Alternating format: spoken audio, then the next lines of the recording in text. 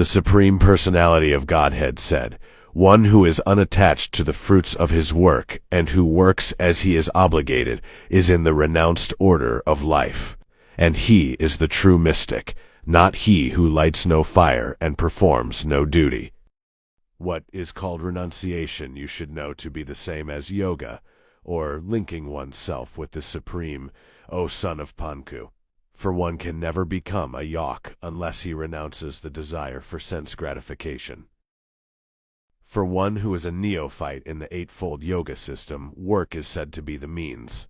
And for one who is already elevated in yoga, cessation of all material activities is said to be the means.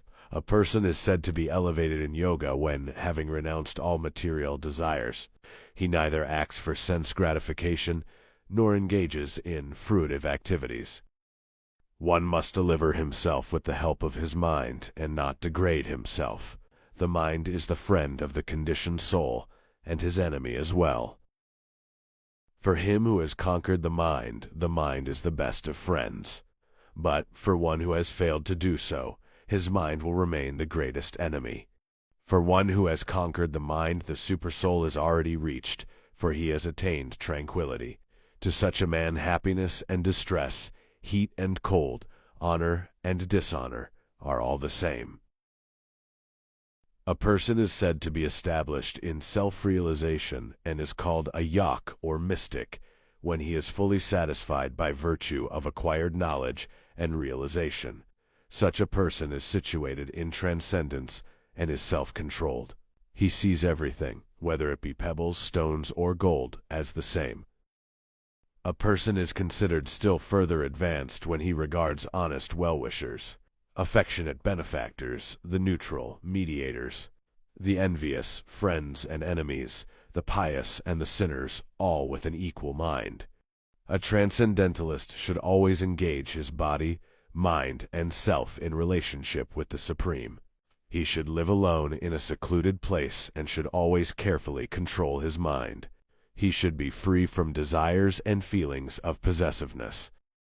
To practice yoga, one should go to a secluded place and should lay quagrass on the ground and then cover it with a deerskin and a soft cloth. The seat should be neither too high nor too low and should be situated in a sacred place. The yog should then sit on it very firmly and practice yoga to purify the heart by controlling his mind, senses, and activities and fixing the mind on one point. One should hold one's body, neck, and head erect in a straight line and stare steadily at the tip of the nose. Thus, with an unagitated, subdued mind, devoid of fear, completely free from sex life, one should meditate upon me within the heart and make me the ultimate goal of life. Thus practicing constant control of the body, mind, and activities, the mystic transcendentalist, his mind regulated, attains to the kingdom of God or the abode of Kakna by cessation of material existence. There is no possibility of one's becoming a yak or juna if one eats too much or eats too little, sleeps too much or does not sleep enough. He who is regulated in his habits of eating, sleeping, recreation, and work can mitigate all material pains by practicing the yoga system. When the yak, by practice of yoga, disciplines his mental activities and becomes situated in transcendence, devoid of all material desires, he is said to be well established in yoga. As a lamp in a windless place does not waver, so the transcendentalist whose mind is controlled remains always steady in his meditation on the transcendent self.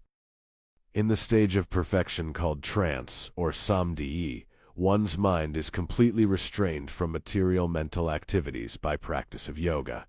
This perfection is characterized by one's ability to see the self by the pure mind and to relish and rejoice in the self. In that joyous state, one is situated in boundless transcendental happiness, realized through transcendental senses. Established thus, one never departs from the truth, and upon gaining this, he thinks there is no greater gain. Being situated in such a position, one is never shaken, even in the midst of greatest difficulty. This indeed is actual freedom from all miseries arising from material contact. One should engage oneself in the practice of yoga with determination and faith, and not be deviated from the path. One should abandon, without exception, all material desires born of mental speculation, and thus control all the senses on all sides by the mind. Gradually, step by step, one should become situated in trance by means of intelligence sustained by full conviction, and thus the mind should be fixed on the self alone, and should think of nothing else. From wherever the mind wanders due to its flickering and unsteady nature, one must certainly withdraw it and bring it back under the control of the self.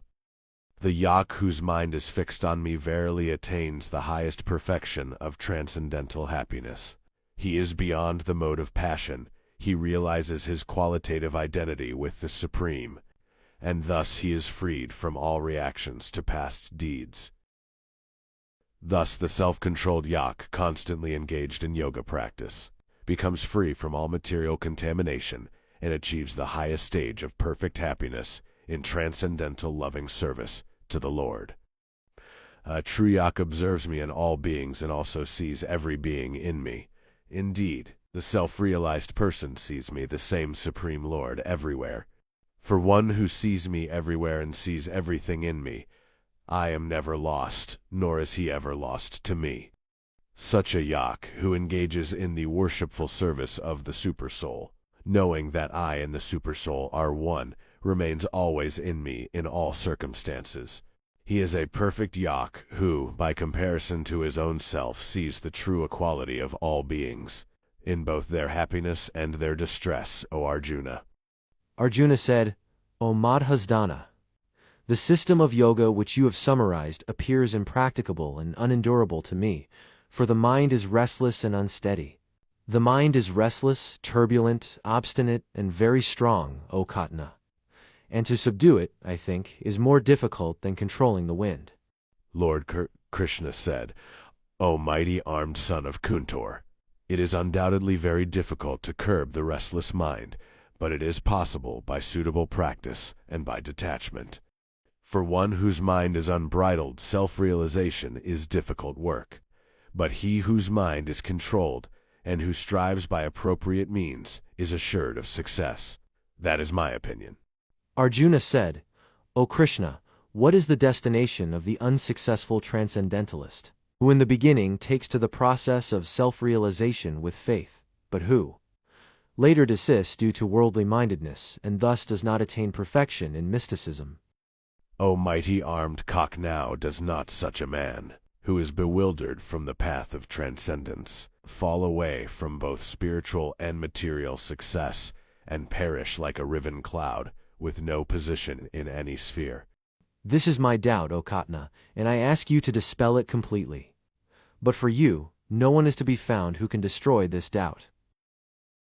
The Supreme Personality of Godhead said, Son of Pathan, a transcendentalist engaged in auspicious activities does not meet with destruction either in this world or in the spiritual world.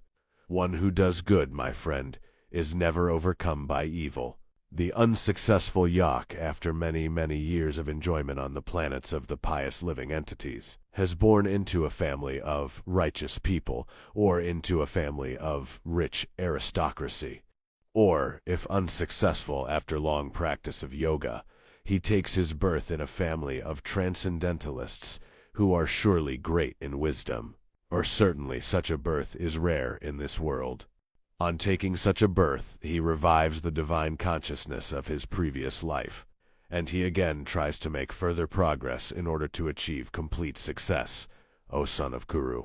By virtue of the divine consciousness of his previous life, he automatically becomes attracted to the yogic principles, even without seeking them.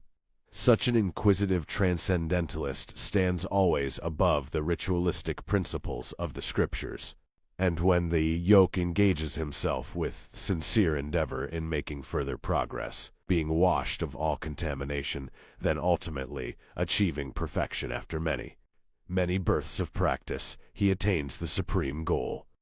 A yak is greater than the ascetic, greater than the empiricist, and greater than the fruitive worker.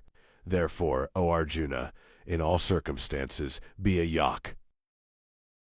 And of all yags, the one with great faith who always abides in me, thinks of me within himself and renders transcendental loving service to me. He is the most intimately united with me in yoga, and is the highest of all. That is my opinion.